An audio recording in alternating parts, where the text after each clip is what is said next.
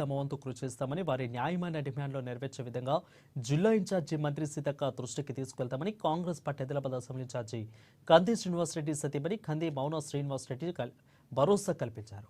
బేల మండలంలో జరిగిన విశ్వకర్మ జయంతికి కాంగ్రెస్ శ్రేణులతో కలిసి ఆమె ముఖ్య అతిథిగా హాజరయ్యారు. ఇక నిర్వాహకులుగా ఆమెకు సాదరంగా స్వాగతం పలికి శాలువతో సత్కరించారు. ముందుగా ఆమె విశ్వకర్మ చిత్రపటం వద్ద ప్రత్యేక పూజలు నిర్వహించారు. ఇక ఈ సందర్భంగా వడ్రంగి కులస్తులు పలు సమస్యలను ఆమె దృష్టికి తీసుకురాగా సానుకూలంగా స్పందిస్తూ వాటి పరిష్కారానికి తమ వంతుగా కృషి చేస్తామని అన్నారు. బేలా గ్రామం అంటే నాకు సొంత ఊరు లాగానే, మాది ఇక్కడే పక్కన సిరిసన్న.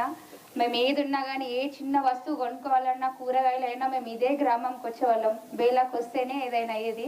కాబట్టి విశ్వకర్మ జయంతి అనేది నేను ఇది మొదటిసారి రావడము.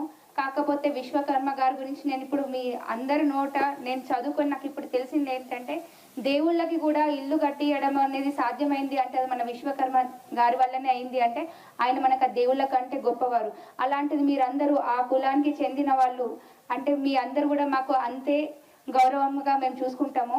తప్పకుండా ఇప్పుడు అన్న చెప్పిన దానివల్ల మీకున్న సమస్యలు తప్పకుండా మేము సీతక్క వారికి నేను తీసుకెళ్ళడానికి ప్రయత్నిస్తాము. అన్నకి నేను స్వయంగా చెప్తా, అక్క ఆదిలాబాద్కి వచ్చినప్పుడు తప్పకుండా నేను కూడా ఆవిడ దగ్గర కొంచెం సమయం తీసుకొని ప్రతి ఒక్క విషయం అన్న, ఈ రోడ్డు విషయం కానీ, మన గుడి విషయం కానీ, పిల్లల చదువు గురించి, ముఖ్యంగా రోడ్డు గుడి అయిన తర్వాత భవిష్యత్తు మనం కోరుకునేది అది మన పిల్లల భవిష్యత్తు బాగుండాలని.